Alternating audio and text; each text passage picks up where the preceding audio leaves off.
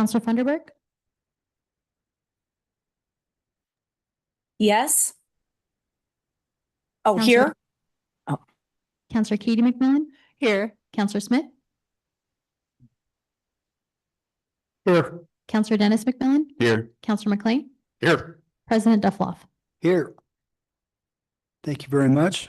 Please rise for the Pledge of Allegiance. I pledge allegiance to the flag of the United States of America and to the republic for which it stands, one nation under God, indivisible, with liberty and justice for all. Welcome, everyone. Thank you for coming out on this lovely President Duffloff. Tuesday. If I could, sorry, I also just wanted for the record, make sure, announce that, Mayor Sipe is excused. Okay, thank you. Mayor Sipe is excused. Thank you.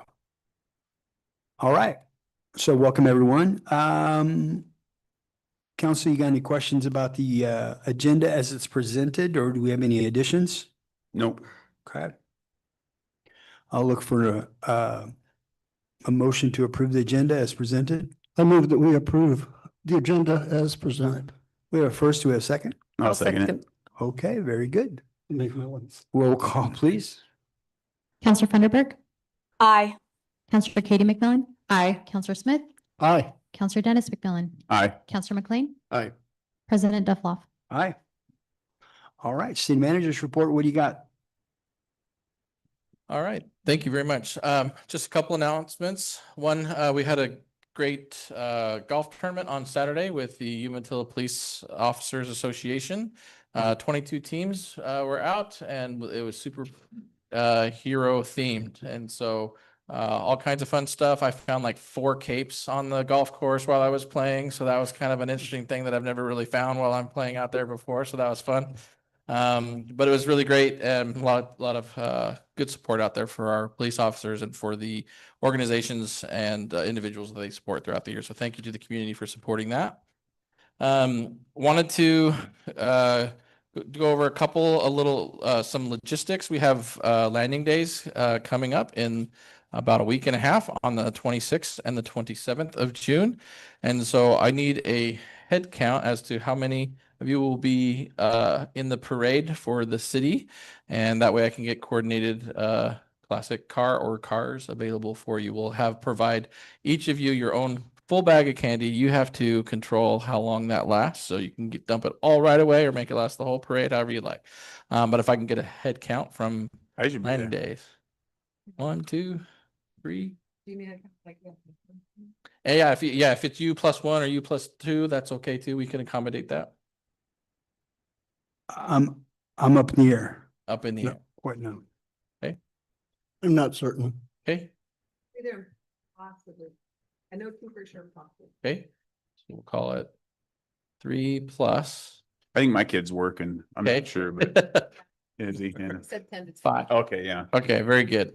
All right, we'll have one classic vehicle for you with another on standby. So that should be able to accommodate everybody for the event. And then just as a reminder, if you don't have it on your calendar already, next month in July, council will actually meet 3 times, the first, second, and third Tuesday. The first and third will be our normal council meetings, but July 14th will be our first town hall meeting for the year. So you adopted in both your council goals and then your annual calendar this year to have at least 2 town hall meetings. So you'll see an agenda for that will come out like any other council agenda, but it'll mostly be blank. It's mostly going to be an open-ended town hall meeting for the community to come and just provide any comments, feedback, questions they might have. It won't be quite as formal with our public comment. It'll be a little bit of volleying back and forth with questions and answers. Staff, if we have answers readily available, we will provide them. If we don't, we'll jot them down and provide what we can, and be sure to get contact information to follow up with people as well. So it'll a little bit there. It does start earlier. It is a 6 p.m. start time instead of a 7 p.m. start time. So, but it is a scheduled council meeting. David, I may be a little bit late to that meeting. I've got a 4:30 that runs at least an hour. Okay, no problem. Appreciate that.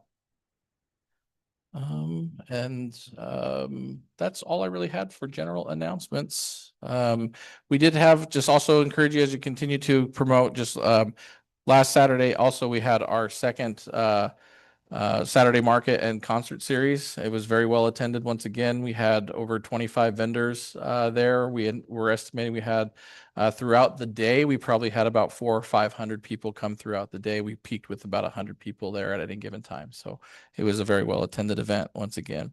We had ribbon cuttings of our incubator businesses over the weekend, and those were also well attended.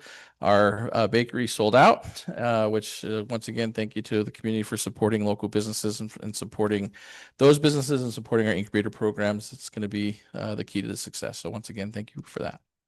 That's all I have for that. Otherwise, next item there is paid invoices. Not sure if you have any questions specifically on the invoice report. I'm happy to answer any questions you might have. Council, do we have any questions? No. Okay, let's move on to public comment. Public comment section allows community members to share their opinions, raise concerns, and provide information directly to the city council. Comments should address city-related issues and must not pertain to items scheduled for the hearing. Thank you, sir. Scheduled for public hearing on the same evening's agenda. If you wish to speak, please complete the sign-up sheet and including the topic you wish to address. Please begin by stating your name and address when you're called to the podium. Please note, comments criticizing city programs or operations are permitted during this segment. However, criticism of individual city employees is not allowed during the public comment period. Concerns regarding city employees should be submitted in writing to the city's human resources manager for proper review. Thank you. All right, Josiah.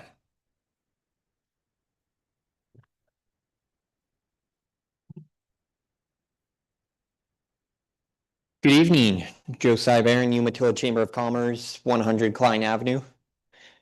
I just wanted to start off actually by saying a great job to the city and to Parks and Rec. I was over at the Pendleton Chamber of Commerce luncheon today, and I was talking with some people and they said, wow, you've got a lot of great things going on in Umatilla. All I just keep hearing is this thing's happening in Umatilla, this event's happening in Umatilla, all these, and people had, the word is getting out there and people are hearing about it in the county. So like City Manager Stockdale said about the Saturday market, I believe that was part of it. So yeah, congratulations again, Council. Parks and Rec is doing a great job. City staff is doing a great job. I'm glad to be partnering with you all. A few events from our chamber members coming up, if you didn't know about it. Good Shepherd is having a Children's Day this coming Wednesday, June 17th, from 4 p.m. to 6 p.m. They're at the right there at the Medical Plaza in the front lawn. All kinds of different activities for kids, from including car seat checks, free helmets, face painting, all kinds of different activities and health information. As well as I do hear that Bluey is also going to be there for some of you that might have kids or grandkids that are big Bluey fans. And then also Indian Lake Campground is celebrating their 40th year anniversary, and they will be having a ribbon cutting there up at the campground this coming Friday on June 19th at 4 p.m. hosted by the Pendleton Chamber, as well as following the next day on Saturday, June 20th, is their annual fishing derby that they always have Father's Day weekend.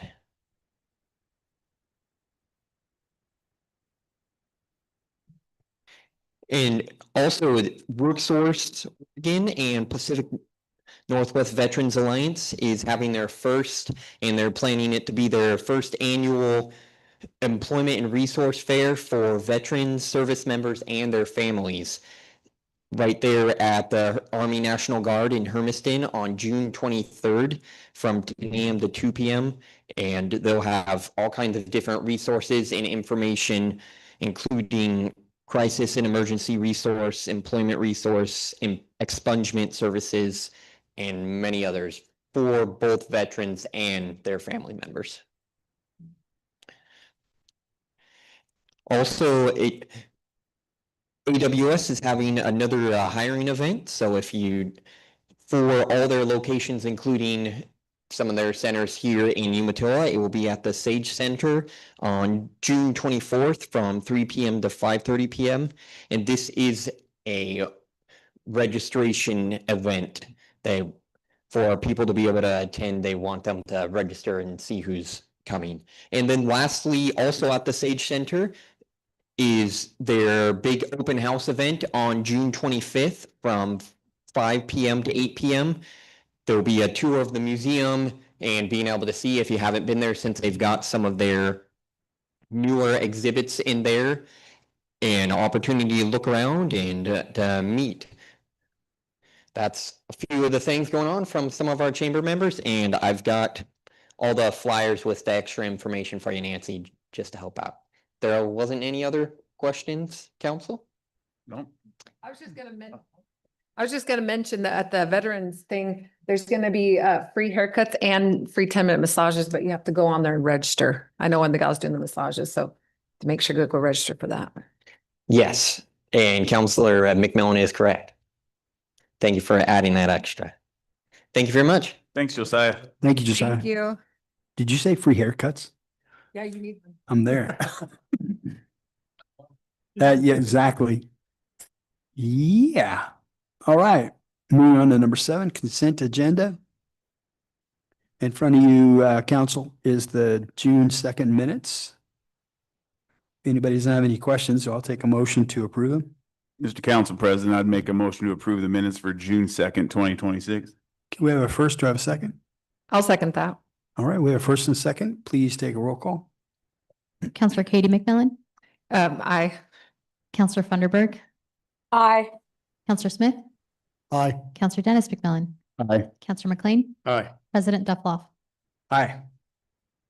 All right, moving on to public hearing. First of all, I need to just kind of outline what we're going to do with this. We're going to open a public hearing, and then we're going to go through these 4 items. After each one, council, I would ask that you close the record on that specific one as we move forward. That way we're staying within the guidelines of the public hearing section. Okay? So I need a motion to go into public hearing to consider annexation 1 dash Annex 1, 2026 and Annex 2, as well as the public hearing for budget resolution and state revenue, also for resolution 60-2026. Mr. Council President, I would make a motion to exit regular session and enter public hearing for public hearing 8.1, annexation 1-26, 8.2, public hearing annexation 2-26, 8.3, public hearing budget resolution and state revenue sharing, 8.4, public hearing on resolution 60-2026. Okay, I have a motion on the floor. Do I have a second? I'll second it. We have first and a second. Can I get a roll call, please? Counselor Funderburg, Aye. Counselor Katie McMillan, Aye. Counselor Smith, Aye. Counselor Dennis McMillan. Aye. Counselor McLean, Aye. President Duffloff. Aye. All right. Public hearing is now open to consider annexation Annex 1-26, an annexation of tax lot 00400 on Assessor's Map 5N2818, known as 28895, Highway 730, Umatilla, Oregon 97882, on tax lot 02200 on the Assessor's Map 5N2818. So the procedure I would like to follow tonight is in this manner: report from staff, public testimony from the audience. Anybody wishing to speak on this proposal, please do that. Or if we have any written testimony as well. The council will deliberation, and then we'll close the hearing and we'll move on. Persons wishing to testify, please come to the podium, give your name and sign in for the record. You will be given 5 minutes. Is there any councilor members who would wish to disqualify him or herself, any personal or financial interest in this matter before us tonight? Or does any council member want to report any significant ex parte or pre-hearing contracts? I see no. None. Oregon law requires that all issues be raised if the issues are to be appealed. Failure to raise the issue will hearing invalid. For future appeal, failure to raise an issue on the record with significant specificity and accompanied by statements or evidence significant to afford the city and all parties to respond to the issue may invalidate and their further appeal. Any party wishing to continuance or to keep a record open must make a request while record is open. All right, let's go on to will staff please report. Okay, thank you, Mr. Council President, members of the City Council. Good evening. For the record, Zach Rakhai, Community Development Director. So the applicant is the City of Umatilla, both ownership of those properties. We seek to approve annexation of the properties formerly known as tax lot 00400 and 02200 of Assessor's Map 5 in 2818. Along with associated right-of-way. This property is situated within the Umatilla urban growth boundary. The property owner, the property is contiguous to previously annexed and zoned property within the city limits. Essentially, we're bringing this property in as under city ownership for inclusion in the urban renewal boundaries. This was informally established as the Coffee Cup Cafe and the building that's on that currently. This was heard at the Planning Commission on May 26th, and the Planning Commission forwards a recommendation of approval to this body of the City Council. All findings of fact have been met. No special conditions are on this annexation. It is not subject to an election within the city limits as well. And staff recommends approval on that. And we do have an associated ordinance number 886 later on in the agenda to ratify this annexation. So pretty cut and dry from our perspective. At the Planning Commission, we did not receive any testimony in favor or any neutral testimony or any testimony contesting the annexation. And therefore, we bring it to the City Council this evening for deliberation. Thank you. I'll take any questions. Council, you have any questions? Nope. We've been dealing with this for a while, so I think we're all pretty aware of it. Now, do we have any, it's time for public testimony. Anybody wish to support this proposal? Anybody wish to speak in opposition to this proposal? Any members of the community or the audience wish to provide any neutral testimony? Okay. Are there any further discussions or questions from council? No. I'll take a motion to close the record on this one and to move on to the next one, please. I'd like to make a motion. We close the record on the public hearing of the Annex 1-26 and move on to the next agenda item or public hearing item. Second. Okay, first and seconded. Can you take a roll call, please? Counselor Funderburk. Aye. Counselor Katie McMillan. Aye. Counselor Smith. Aye. Counselor Dennis McMillan. Aye. Counselor McLean. Aye. President Dufflaw. Aye. All right, next we move on to. Interrupt for just one moment. Sorry. I'm sorry.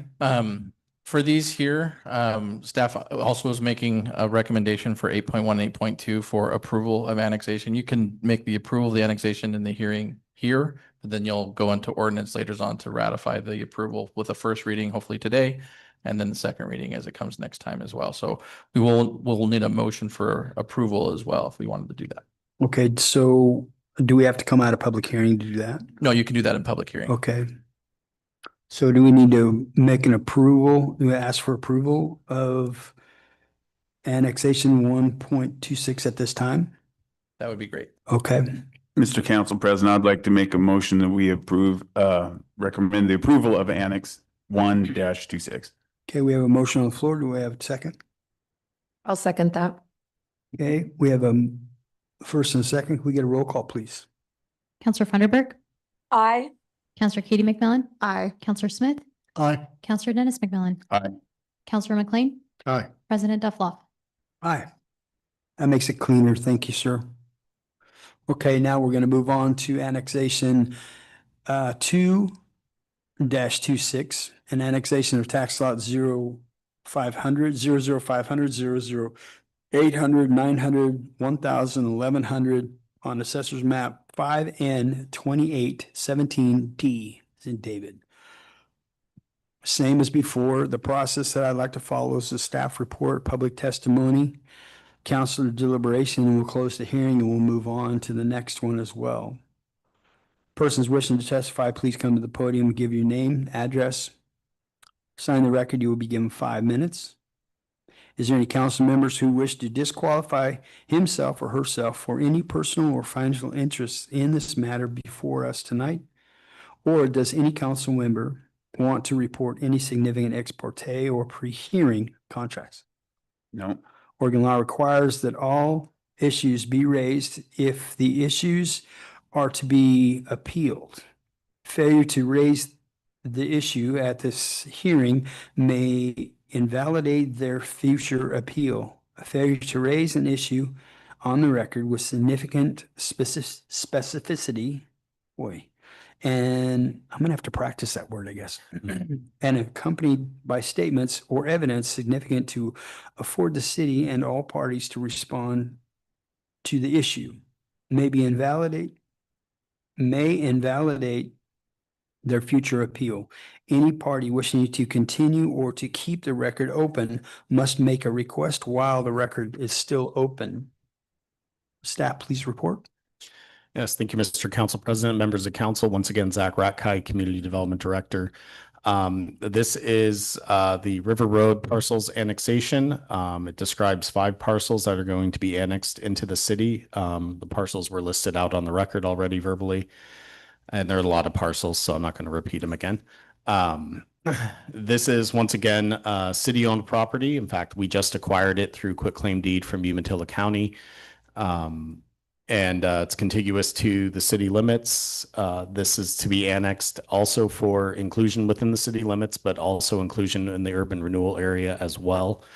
The proposed zoning on this property is community service, which corresponds to the recreational open space designation within the comprehensive plan and active city zoning or the county zoning that's been, experienced through the duration of this property's existence. Yeah, it's contiguous to city limits. I believe I've said that. Planning Commission also heard this at a public hearing on their May 26, 2026 meeting. Same thing, they forward a recommendation of approval to the city council. They received no testimony in favor, neutral, or in disapproval of the application. And we submit this now to council for deliberation, and I stand for questions at this time. Thank you. Any questions for council? No. Do you have any testimony from the public? Anybody in the audience wish to speak in support, opposition, or provide neutral at this time? No? I know this is kind of boring. This is kind of a housekeeping night. Sorry. It's no popcorn, no soda. And it's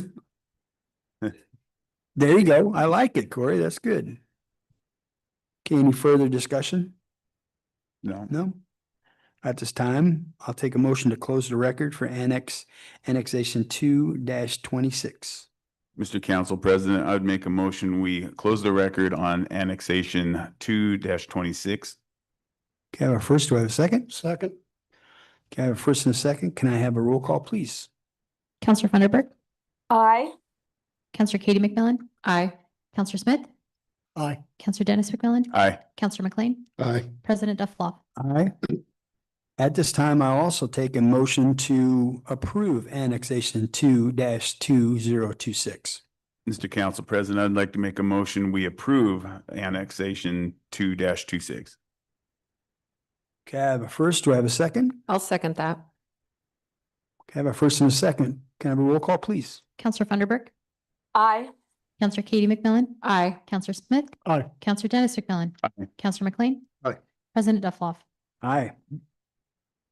All right, moving on. Now we're going to go to budget and review sharing public hearing.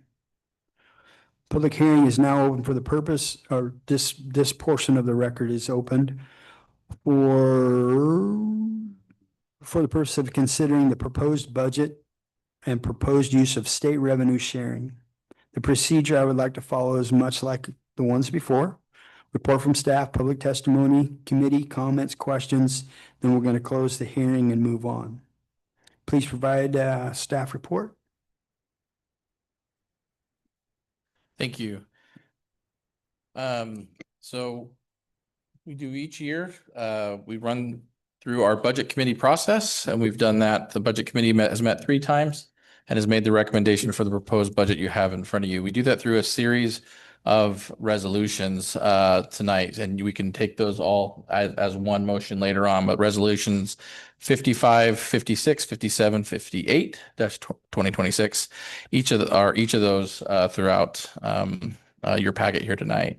One of the things that we'd like to highlight on there is one of the things we definitely need to look at is our liquor revenues that we receive in funding from the state, excuse me, are coming from the general fund. They provide a 20% per capita rate. It's budgeted at $124,700, which is approximately a $6,300 decrease from the previous or the current fiscal year. It's also we have 14% using a formula that factors in property taxes, population, and income for those revenues. So the excuse me, one here.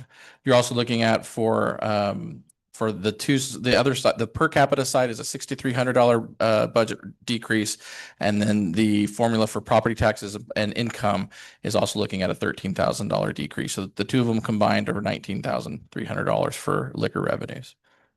Also from state revenue sharing is the cigarette tax revenue from the general fund. Cities only receive 1.7% of the total gross sales of cigarette tax.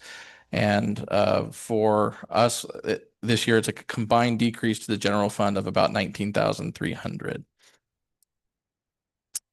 The highway fund, we also get a little bit of gas tax revenue that comes to our street fund. Cities receive about 16% of the highway trust fund. This revenue is also expected to remain relatively flat, with an estimated apportionment of $662,660, which is a decrease of about $7,340 from the current fiscal year budget. So mostly flat this next year. Outside of that, happy to follow or answer any questions you might have in the rest of the budget there. The state revenue sharing. Okay. Any public testimony? Nobody wishing to testify or anything of that nature? Any comments or questions? I think we've all kind of been through this for 3 times and multi-hours of going through this. So I think we're all pretty versed on it. At this time, I'd like to close the record on this. Take a motion to close the record on the budget and review sharing public hearings. Council President, I would make a motion to close the record on item 8.3, public hearing on FY 2026-27 budget resolutions and state revenue sharing. Okay, we have a first. Do we have a second? I'll second it. Okay, we have a first and a second. Roll call, please. Counselor Funderburk. Aye. Counselor Katie McMillan. Aye. Counselor Smith. Aye. Counselor Dennis McMillan. Aye. Counselor McLean. Aye. President Duffloff. Aye. Okay, we don't need to have a motion on this for approval, do we?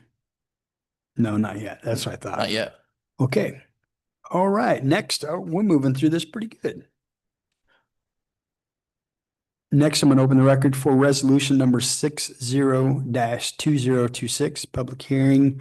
Purpose of considering resolution number 60-2026, resolution adjusting the budget for the 2025-2026 fiscal year by adopting a supplemental budget and revising appropriations.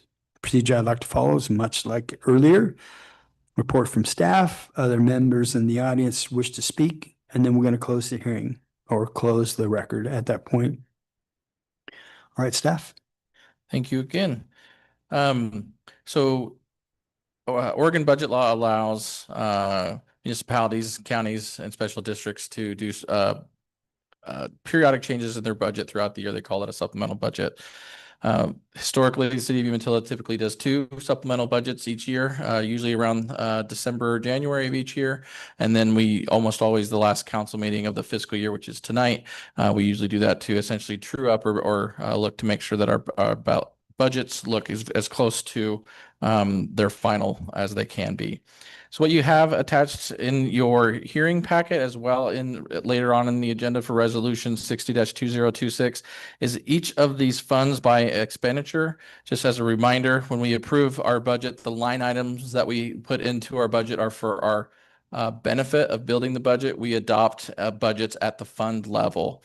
And so this breaks down each of those sections of both revenues and expenditures in each of the funds that are impacted here. And tonight we're looking at the general fund, the water fund, sewer fund, street fund, building fund, transient room tax fund, and water reserves fund. Each of those funds all have essentially a net zero impact there, except the general fund. I'll talk about that in a minute. And that's just really just the true up again of the revenues versus the expenditures coming in. And we use our operating contingency to make that balance to a net zero balance. Overall, the general fund has a change of $3,060,000 in revenue coming in, and so there's also an adjusted expenditure that comes along with that as well. That is under that we're sending in as part of our transfers. That came down to differences in what the beginning fund balance was, fines and forfeitures that we received throughout the year, enterprise zone annual improvement funds, and franchise tax revenue was the largest. We talked about that through the budget process, as well as the data centers have come online and as the populations continue to grow 3 to 4% a year, our franchise fees have increased more than we were quite conservative on our estimated increase. So this is a good problem to have here. And then some of the other changes was more administrative. We had initially budgeted for the attorney position to be a city staff. Instead, we've gone through the contracting route instead. So but because that's a materials and services versus a personnel, they're in different sections of the budget. We had to make those changes administratively, and we're presenting that for you here. And then as we've been doing a lot of the work through infrastructure throughout the year, you're seeing a lot of changes on engineering and consultants and community support commitments. The community support commitments, again, those are our grant programs and other funds that we share to special revenue districts and things like that as well. So you see some changes with that as well. This one here, the $200,000 change and net difference, that's the $200,000 going to the school district for the increased cost for busing fees for this year because of the delays on the Madison Street project. So other than that, happy to answer any other questions you might have on specificity of the budget. Specific, yeah, that word. Showing off a little bit. Details is the word I use. You gonna take that, Darren? I'm gonna. I got nothing. Absolutely nothing. That's what happens when you go to Oregon State. I agree. That's right. We know a lot about dirt, but that's about it. Okay, so thank you very much, Dave. Appreciate that. So it's time for public testimony. Persons wishing to testify, come to the podium. Nope. We have no audience members speaking in favor or against a proposal, speaking in neutral. There's no further testimony. I will make a motion to close the record on this, also close the public hearing. Oh, go ahead. Council President, I would make a motion to close the public hearing on item 8.4, resolution 60-2026, and also make a motion to leave the public hearing and return to regular session. Thank you, sir. And close the record, yeah. Perfect. Please note, we have a first, do we have a second? Second. Okay, we have a first and a second. Roll call, please. Counselor Funderburk. Aye. Counselor Katie McMillan. Aye. Counselor Smith. Aye. Counselor Dennis McMillan. Counselor McLean. Aye. President Duffloff. Aye. All right. New business 9.1, first reading of ordinance number 886 by title only, please.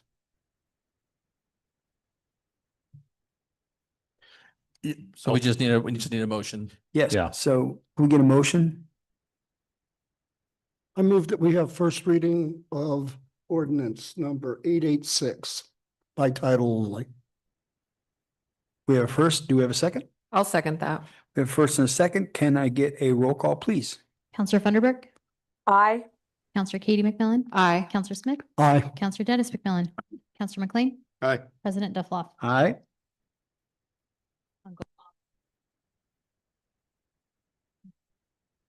Perfect. Ordinance number 886, an ordinance proclaiming an annexation of tax lot 400 on assessor's map 5N 2818, known as 28895 Highway 730, Umatilla, Oregon 97882, and tax lot 2200 on assessor's map 5N 2818, withdrawing said property from Umatilla County Sheriff's Law Enforcement District, accepting written application for annexation from all of the owners of the area, making findings, setting the final boundaries of the property to be annexed, and setting the comprehensive plan map and zoning designation for the annexed property as Highway Commercial HC. Thank you very much. Let's move on to 9.2, first reading of ordinance number 887. I'll take a motion for first reading.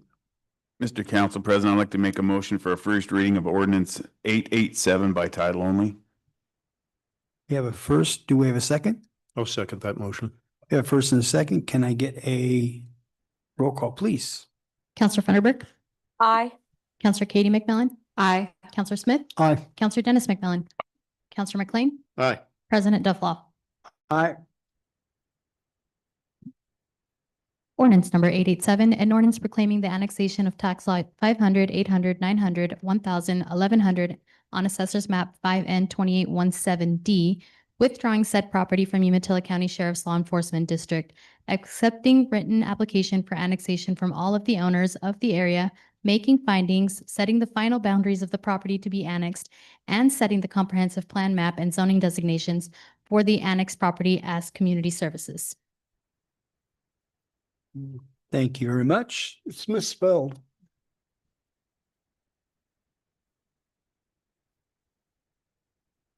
We can fix the Scribner's error. Heck, even I seen that. Whoa. Hey, so can we make we can't take like 9.3 through 9.7? We Can can we? do 9.3 through 9.6 all at once. Okay. Okay, council, in front of you, we have resolution number 5526, 5626, or 2026, 572026, and 582026. If you have any questions, can we just take a resolution to take all of those at the same time, right? Or motion, yes. For a motion? 5 point, so it'd be 9.3, 9.4, 9.5, and 9.6. Mr. You looking for a motion? Yes, please. Mr. Council President, I'd like to make a motion. We approve new business item 9.3, 9.4, 9.5, 9.6, which is resolution number 55-2026, resolution number 56-2026, resolution number 57-2026, and resolution number 58-2026. Right, we have a motion on the floor. Do we have a second? I'll second that. We have a first and a second. Roll call, please. Counselor Funderburk. Aye. Counselor Katie McMillan. Aye. Counselor Smith. Aye. Counselor Dennis McMillan. Aye. Counselor McLean. Aye. President Duffloff. Aye. All right, 9.7, resolution number 59-2026, resolution authorizing an operating interfund loan in the amount not to exceed $2,285,000 general fund to the Water Reserve Fund. Thank you. So sometimes fiscal years end and before reimbursements come in. And that's what we have going on here with this one, with this resolution. So we have a reimbursement coming to us from the state, and but we don't anticipate receiving those funds until probably within the next 90 days is what we're looking at. So in order to balance the funds, what we're proposing here through this resolution is to do an interfund loan from the general fund to the water fund reserve. And we will charge a 4% interest rate from the water fund to the general fund when it is paid back. This will allow us to balance our budgets and start appropriately in our next fiscal year. I kind of looked into this a little bit, but is the purpose for the interest, is that more for transparency and more of kind of like that's how it is? Because it seems to me that's just coming from one of our pockets to another pocket. Is there a purpose for the interest rate? Yeah, so there's so Oregon budget law requires that if there's a loan, if any government if we do an interfund loan, we must charge a fair market interest rate. And so right now we're looking at a 4% interest rate is pretty conservative, but it is considered fair market.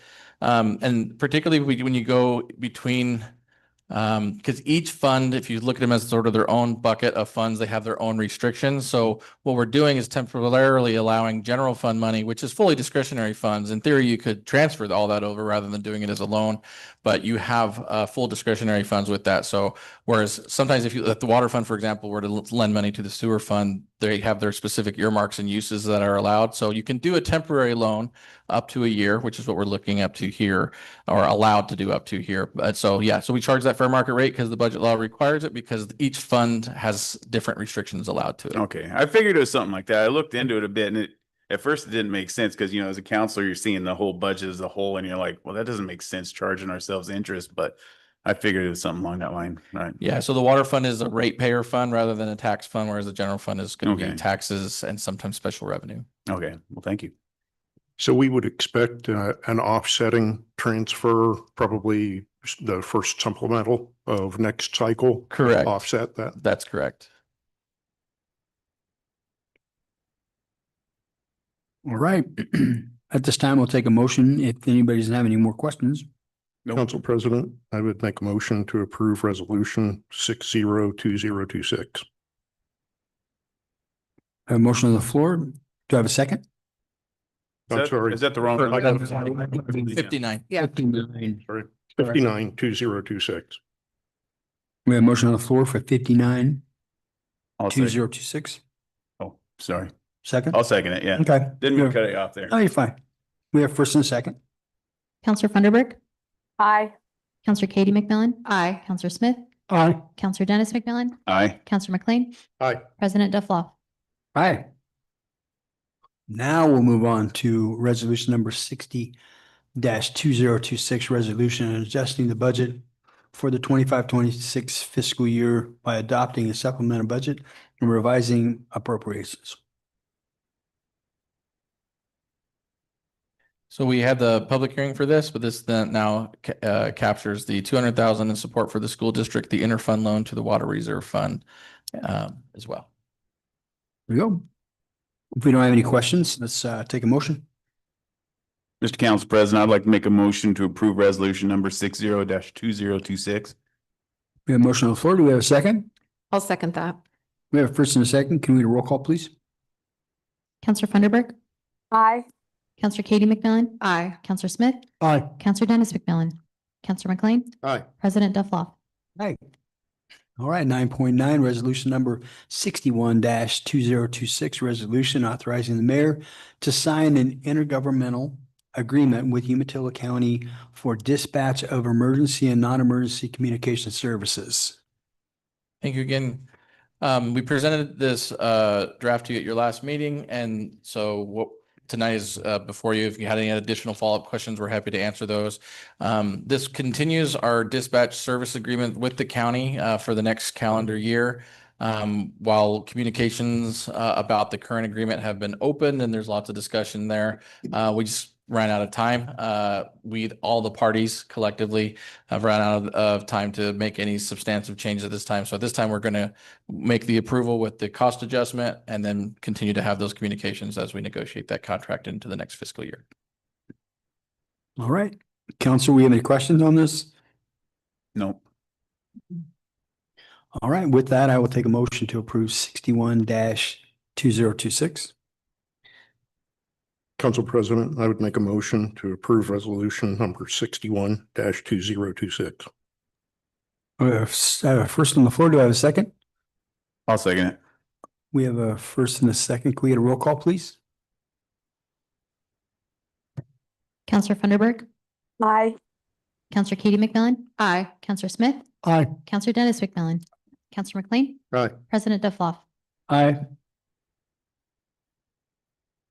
At this time, I would like to deny 8.10, 9.10 accepting resolution. She cannot resign. No. I second that. Exactly. So in front of you is a resignation of Counselor Funderburk for the council. Declare the vacancy of council position number 1 and direct staff to coordinate receiving applications and setting up interviews to fill the vacant positions. With a heavy heart, I suggest we take this, but I wish it didn't happen, but I completely understand. So if we have no further discussion, I'll take a motion. If I could, Council President. So first of all, I'd like to see if Ms. Funderburk had anything else she would like to say on the record in addition to the letter that she has there. And then also let the community see and know that we do have a plaque. I know you can't really see on these cameras. They're really far away, but we do have a plaque in recognition presented to Councilor Funderburk in appreciation of her service and leadership with the city of Umatilla from January 2019 through June 2026. So we will be sure that she gets that as well. Thank you so much. Thank You bet. you. No, I just want to say that it has been such a privilege and an honor to be on the council with you all and to work with the city and just to see the wonderful things that have come about just the years have flown, but just I'm just so proud of our city. And yes, and just thank you for the opportunity of serving. Thank you. Thank you, Ms. Funderburk. You've been such an anchor for our community for many, many years. If it's not in the school district, it's in the community.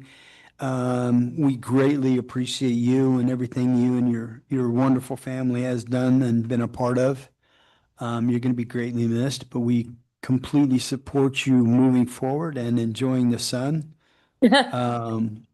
And I hope it gets way too hot and you have to come visit a lot. So God bless you and thank you very much for everything. Thank you. You bet. Was it not hot enough here? Yeah, well, Yeah. Oh, it was, yeah, it's pretty hot here right now. So yeah, it's about the same right now. good. Well, we're going to miss you and we appreciate everything you've done for the city. Thank you. Thank you so much. Well, with that, I'll take a motion. Well, I hate to do this, but Mr. Council President, I move to accept the resignation of Councilor Funderburk and declare a vacancy of council position number 1, effective immediately upon the conclusion of tonight's council meeting, and further direct staff to solicit applications for the vacant council position number 1 and to prepare any received applications to come back to council and coordinate for interviews of all applicants at the next council meeting on July 7th, 2026. With the intent to fill the vacancy at the same night for the remainder of 2026. We have a motion on the floor. Do we have a second? Second. We have a second. Can we get a roll call, please? Counselor Funderburk, It's kind of weird. She has to. Am I allowed to accept vote? her own. I feel really bad saying this, but aye. Counselor Katie McMillan, Aye. Counselor Smith, Aye. Counselor Dennis McMillan, Aye. Counselor McLean, Aye. President Duffloff. Nay. Yes, it's an aye. It's an aye. I was gonna say, if I said move, does she have to stay? Yep, that means she has to stay. Legally, you have to be here. Exactly. You guys All are right. wonderful. Thank you. Thank you very much. God bless you, Croon. Thank you. Okay, so moving on, sappy. 9/11, declare vacancy of the Parks and Recreation Advisory Committee. Looks like we have some resignation. Yeah, thank you. So we have 2 resignations from the Parks and Recreation Committee. And so we need to declare those positions vacant, and so that we can continue to solicit and advertise to fill the vacancy. Okay. Any questions from the council? Nope. If not, I'll take a motion. Council President, I would make a motion to accept the resignation of Andromeda Stidham and Alexandria Capers and declare vacancies for the Parks and Recreation Advisory Committee. City staff to advertise vacancy with the intent to fill the vacancy at the August 4th, 2026 council meeting. Oh, we have a motion on the floor. Do we have a second? I'll second it. All right, we have first and second. Can we get a roll call, please? Counselor Funderburk, Aye. Counselor Katie McMillan, Aye. Counselor Smith, Aye. Counselor Dennis McMillan, Aye. Counselor McLean, Aye. President Duffloff. Aye. Okay, moving on. Public comment section. Do you have any signatures? Anybody sign up? No, we're good to go. All right. Discussion items. Let's talk about Chamber of Commerce agreement. Okay, thank you, Mr. Council President, members of council, Zach Rackheit, Community Development Director. So staff this evening is presenting for discussion the draft Chamber of Commerce agreement. This version will be enacted from July 2026 through the end of June 2029. It's a standard 3-year renewal on the basis of our last 2 agreements. This agreement was reformatted a little bit to contain in the main body of the agreement just your typical language, the discussion of the allocation of transient lodging tax, general scope of duties that's in the main agreement. What we took out of the previous agreement and we put into 3 exhibits is language governing the collaboration that we have with the chamber on an annual basis, mainly for festivals, specifically Landing Days and Rock the Locks, but we also did add in a new cooperative exhibit on the city Community Development Department and the Chamber of Commerce collaborating on business trainings, seminars throughout the year. Essentially, we put those in exhibits, so with language within each exhibit that those can be administratively amended. Struggling on those words, at least I didn't have specificity. But that all depends on the specific needs as each of these programs come about every year. So the dynamics of Landing Days, Rock the Locks, some of the duties that are assigned to the chamber versus the city could change year by year. So within each of those exhibits, we have deadlines for community development to meet with the chamber to outline our business training and development programs each year. Same with the Parks and Rec Department, meeting with the chamber on Rock the Locks and Landing Days as well. That way we just have a little bit more flexibility without having to amend language within an agreement each year. So essentially in each exhibit, so Exhibit A is business training and seminar programs. It just outlines our cooperative task program, the number of programs that will be city sponsored, the number of programs that will be chamber sponsored. But we looked at this as a great opportunity to work with the chamber and their board, their experience with the businesses here in Umatilla as it correlates with our business incubator program as well. So we want to be inclusive of not only our incubator participants and their growth, but also all of the businesses in Umatilla. And we want to make sure that the chamber and the city, we're both collaboratively helping each other out, but we're also planning our programs so we aren't each putting marketing programs out in the same month or bringing in certain guest speakers when, you know, the other person, you know, that might happen later in the year. So we want to make sure we have a diverse and robust program for our business community. And then exhibits B and C just outlines the collaborative programming for Landing Days and Rock the Locks respectively, duties as assigned, and just general areas of focus for the chamber and the city as well. We have met with chamber leadership to discuss the changes. They'll be bringing the draft agreement to their board for discussion at their meeting coming up. I plan on being in attendance to answer any questions on the city's behalf. And based on the discussion this evening, if there's any changes that are needed, things like that, we would be bringing the final agreement for adoption at the July 7th city council meeting. So I'll take any questions of council at this time. Josiah has hung out too, if there's any questions of the chamber. No, as I read through it, I liked it because it has a more ability to have some more coordination between it, and there's more of understanding of expectation.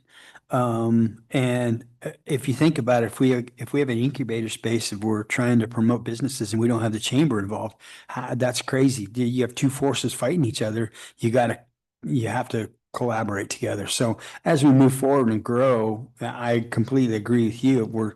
If we have resources and each one of us are spending in different directions, it only makes sense to have, both of us spending $1,000 is not as effective as both of us together spending $2,000 or $1,000. So yeah, I think it's a wise move personally. And I mean, I understand that they're an independent entity but there's also collaborative that we can work with. Yeah, I think the coordination between the two bodies and the framework to work from it, it'll be interesting to see if the chamber is thinking along the same lines. I like the framework for where this is going. I do too. Just to copy what's been said, it just makes sense to have everybody in one place and focused on the incubator and the service that can be provided. It sounds like the city's going to give a little money for like Rock the Locks to the chamber to do your thing and stuff. So I thought that was cool too. See, I like it. Yep, I like it. Any further discussions?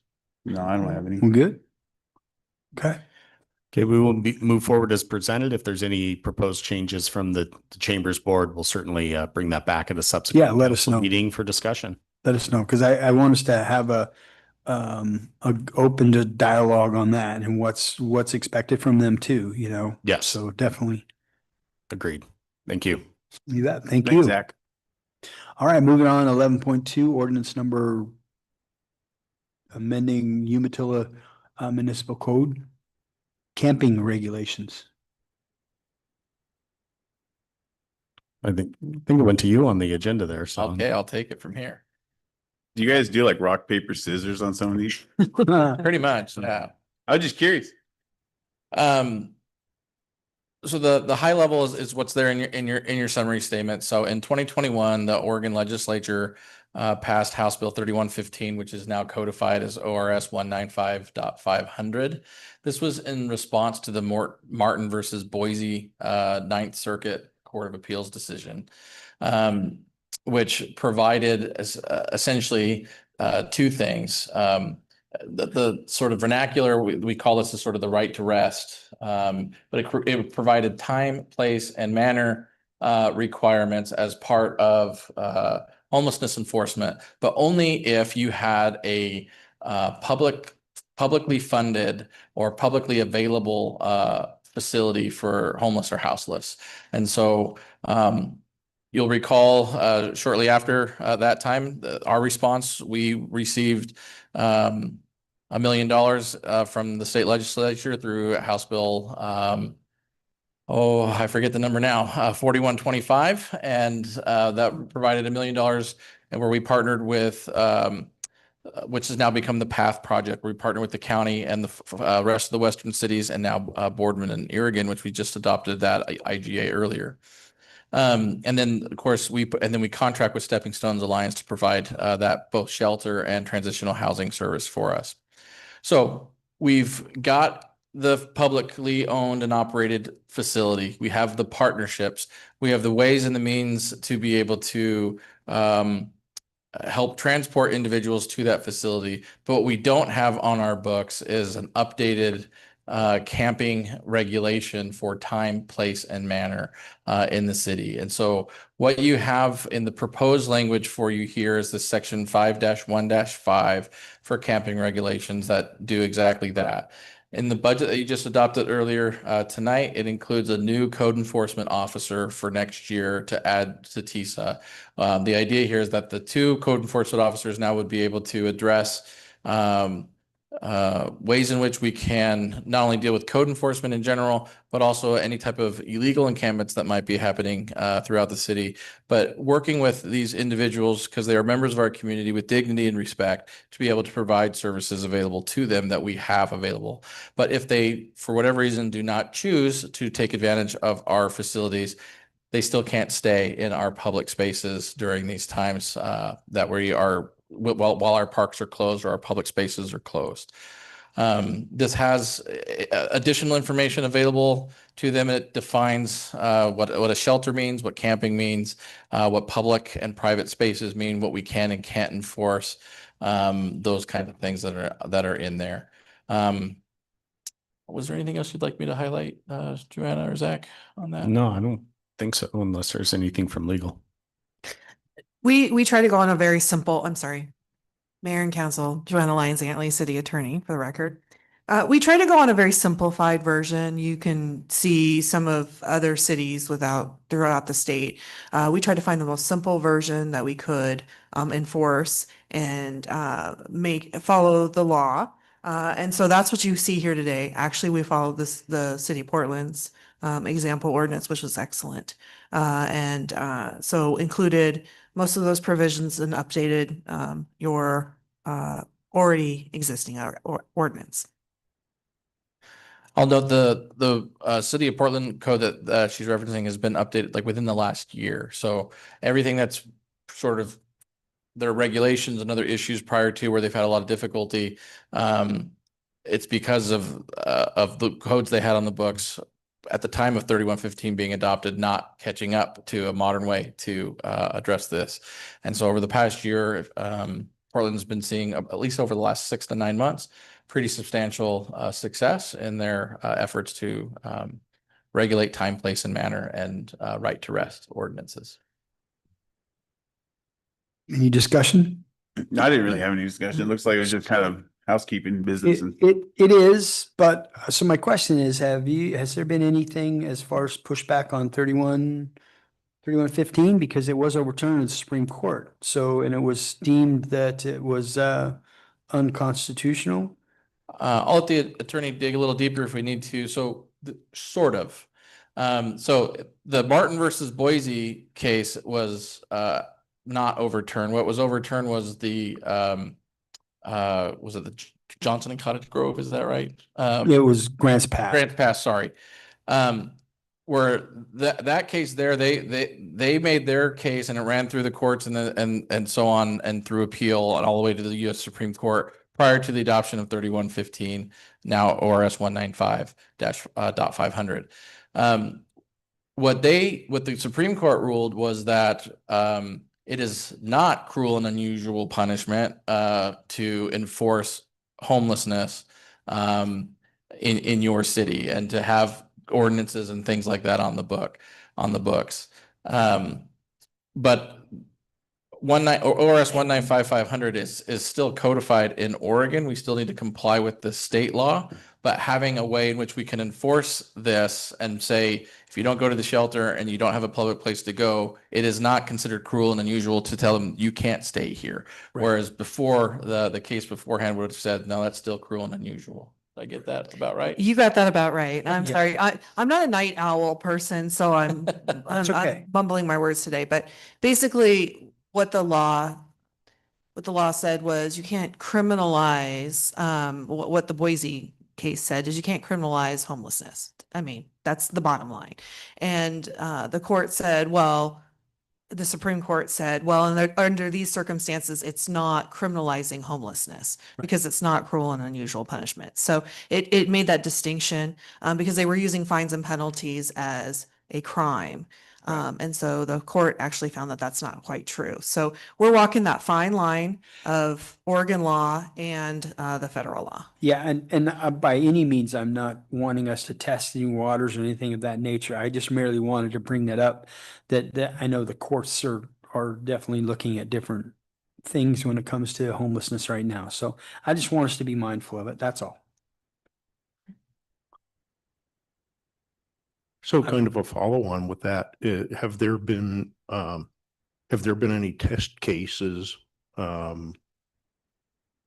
with regards to the camping regulations put in place in Portland and other places? There have been throughout the state. There have been a series of trial courts and district court cases, but nothing of significance yet. And if there is any issue, we will be sure to bring it to your attention and adjust the proposed ordinance. Yeah, if I can kind of echo what Jonas said a minute ago, is it is an interesting paradigm where you have a case law through the Supreme Court ruling, and then you have this state law here. What we're saying is that we can comply with both, and that whereas before 195,500 on the where it requires the public facility, we just think that's just good governance in general, is to have that operating within your community. One of the questions that has not yet been answered, we don't think now with the Supreme Court ruling that it's really going to be, is kind of the way we've set it up. In the beginning, when we set this up as a regional partnership, the definition of in your community, it was sort of vague. And so technically, PATH exists inside city limits of the city of Umatilla. So does that comply with Hermiston? Does it comply with Boardman when it's not technically inside their city limits? And we've always said it definitely is, because we have ways in which you can take a kayak, you can get a ride from our police officers, you can get dropped off one other way, you can walk however way you can get there. And so we've always said, yes, this is the community solution. It's a regional solution to have the facility available. In the beginning, there was a lot of question marks as to, I have probably literally over 100 correspondences on that specific issue, if it allowed or not. Now that it's set up this way, it doesn't seem to be a high priority to really answer that question, because we're saying we have a facility available, it complies with ORS 195, and people are allowed to use it. Right. Yes. One thing I think I failed to mention, or has not really been mentioned, is this is not a very usual site. The law enforcement, correct me if I'm wrong, but law enforcement will issue no trespassing or trespass. They will not usually issue citations under this, but it is in order to comply with the law. And we do need to have this process set up, because still cities and counties were required to have this adoption of an ordinance. And so we're compliant with state law because of that. But in all honesty, again, correct me if I'm wrong, but I think we try to move folks along. We try not to issue citations. We try not to bring them into court. It's just another tool in our tool belt if we need it.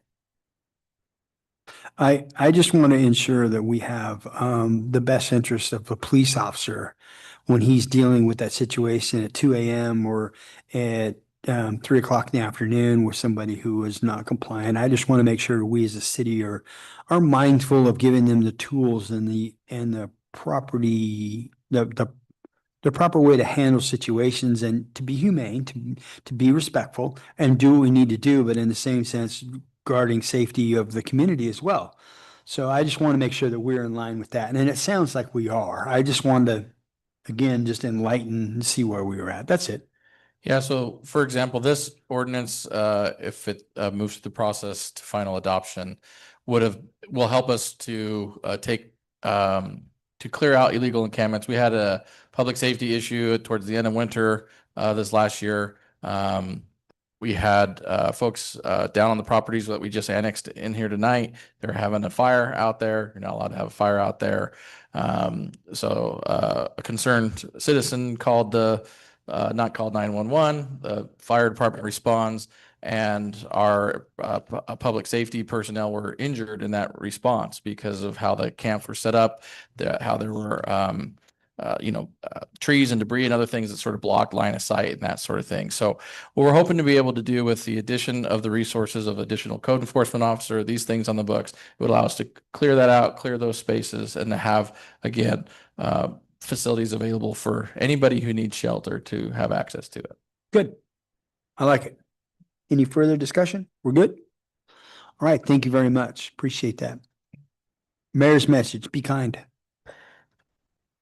Be tolerant, be kind, understanding of others, and respect people's opinions, even if they're different than yourself. Understand that it's our responsibility as human beings to have a certain level of tolerance for others. And I feel that that's very, very important for all of us to have that. Right, wrong, or indifferent, we all are entitled to our opinions. So be mindful of that. I'm actually going to wait, and Miss Thunderbird can be the last. So, Mr. McLean?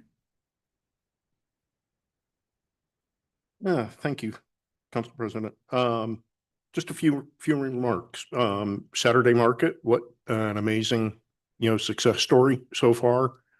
Between the yard sale and, moving people through. I hope you're rotating city staff through rather than, having some poor person sit there in the sunlight all day long. What a wonderful event.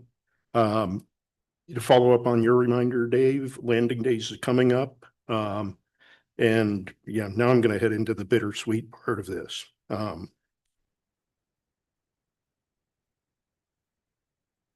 Councilor Thunderbird, thank you for your wonderful example of how to behave. Thank you for your mentorship, your quiet insight, and your unfailing interest in putting the citizens of Umatilla first in everything you did. Thank you, Bruce.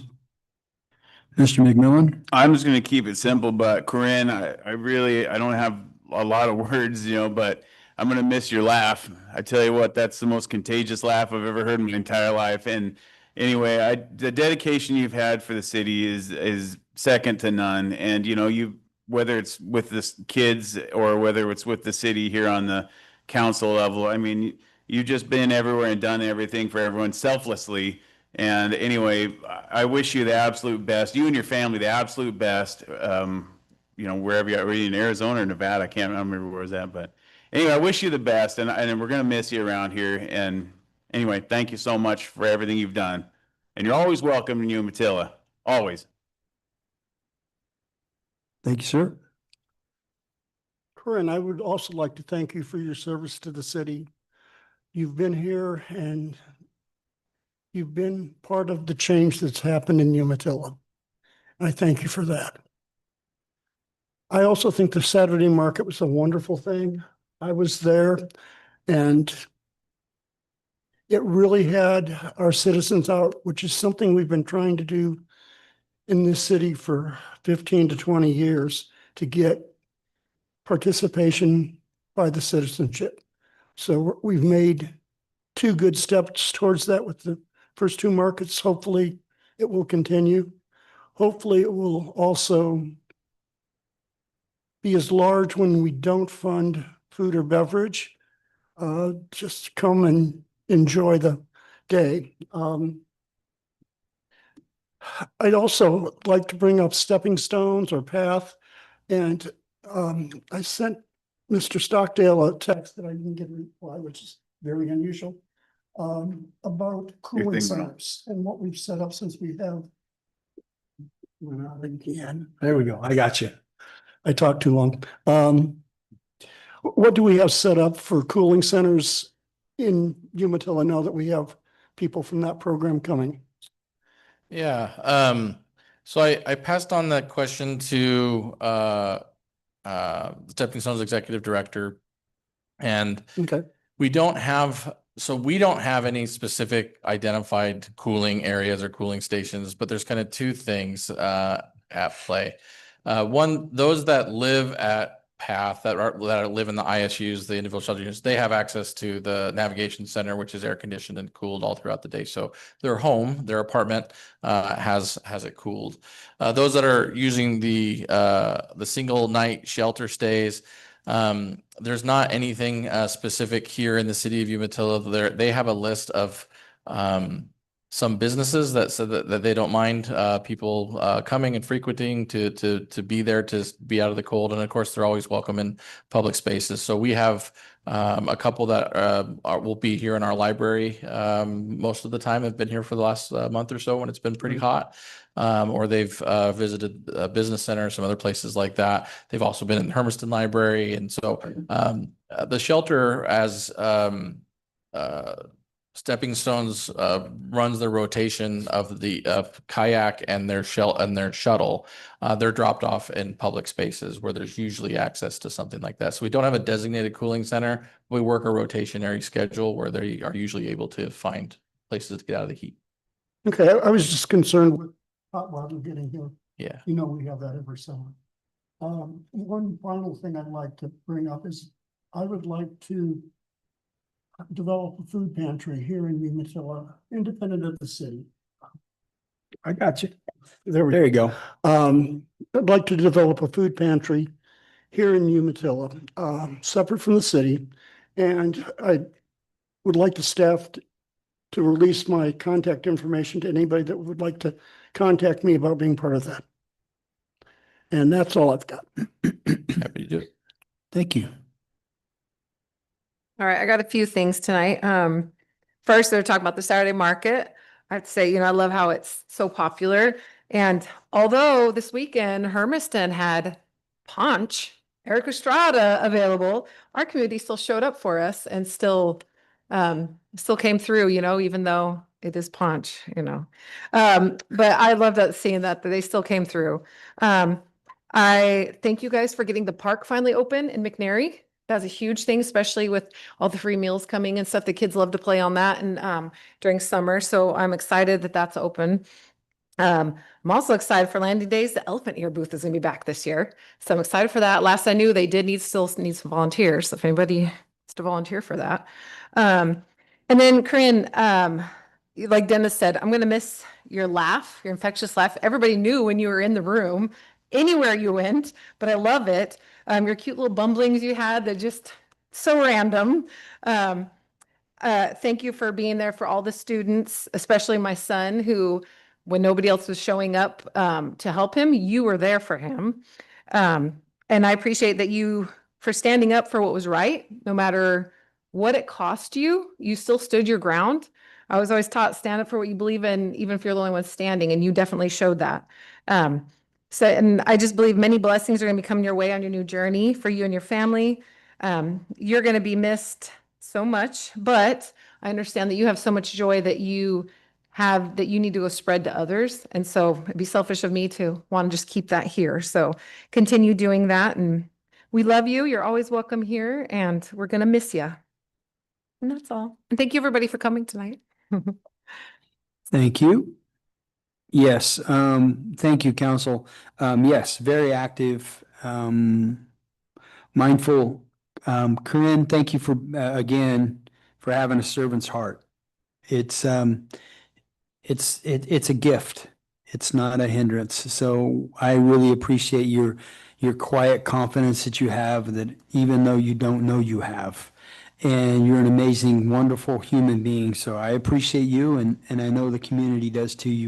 You've impacted many students, from my kids to hundreds and hundreds of others. So that's a true testament of a servant's heart, is when you touch so many lives. And you have very much molded them, not only in your knowledge of being a teacher, but as just being a good person. So thank you again. Okay, enough mushy stuff. Corinne, it's up to you now. What do you have to say? Well, now I can't talk because I'm ugly crying. So that's why I won't let you all see me. Well, first of all, I look really bad because I've been unpacking and everything. But you guys, this was so sweet. Thank you so much. And this is very bittersweet for me as well. I just loved working it there in the school and loved working for the city especially. And Dennis, I'm in Arizona. So I just Oh, wanted to okay. remind you of that. Yeah, that's Oh, okay. that's crazy. And scorpions? No, no. Anywho, I just thank you guys. Oh man, thank you so much for everything. Yeah, I'm a mess right now, but just thank you. It was an honor working with all of you, and yeah, just thank you so much. Thank you again. We sure appreciate you. Okay. Now, moving on, we need to recess to executive session. I'll take a motion to adjourn our regular session and meet in executive session, please. I move that we adjourn regular session and go into executive session. Okay, we have a first. Do we have a second? I'll second that. All right, we have first, second. Dennis. I didn't even say It it. was, Oh, I'm sorry. Bruce. Bruce is the champion. whatever. This is somebody. Counselor Thunderbird. Aye.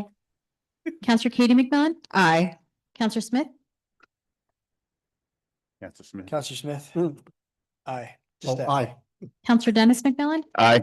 Counselor McLean. Aye. President Duffloff. Aye. I forgot I made the motion. The city council will now in executive session pursuant to OS 19